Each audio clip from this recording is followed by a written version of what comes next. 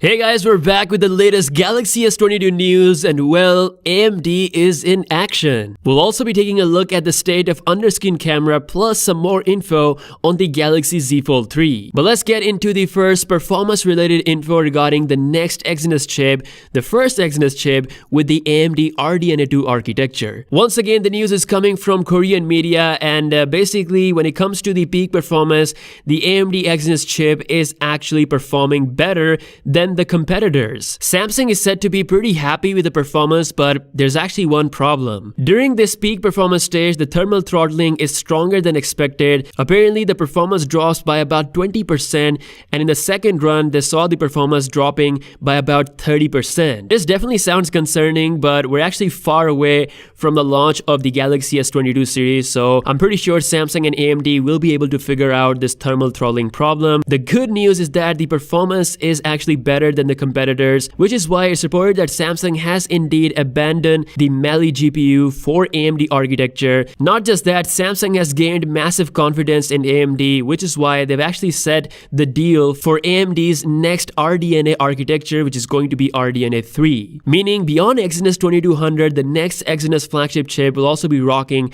a AMD GPU. And lastly, this report mentions that Google will now be a big customer for Samsung's chips, which means in the future, the Pixel flagships will be rocking Exynos chips. We're just not sure if they're going to be getting the AMD GPUs or not, but Google will be Samsung's customer, as we have already seen Samsung's involvement with the upcoming Pixel 6 family. So this AMD RDNA 2 Exynos chip is performing great when it comes to peak performance is concerned, but let's hope they figure out the thermal throttling problem and add some amazing cooling to it so that it doesn't run very hot. I'm confident that they'll be able to fix everything in the future. Also in the news, under-screen camera is officially happening with the Galaxy Z Fold 3, but according to Max Weinbach, it's actually very bad and you shouldn't get excited about it at all. It's not gonna have that transparent cathode region which we're gonna see on second gen under display cameras, but Samsung has still decided to use it on the Z Fold 3. And some people are confused as to why Samsung has done that, especially on their most expensive smartphone.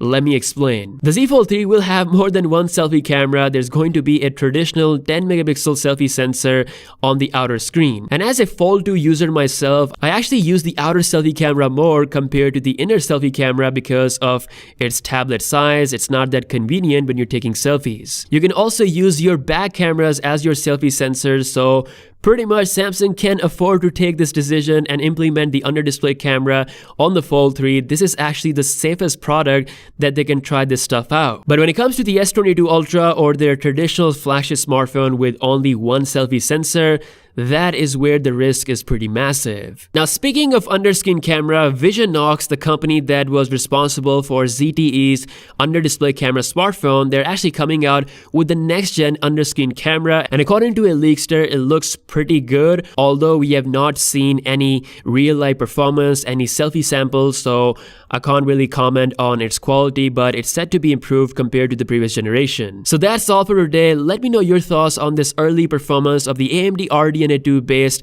Exynos processor that is going to be inside the S22 family. Also, if the S22 family does not have under display camera, will that be a big problem? Let me know in the comments below. With that being said, I'll catch you guys later. Peace out.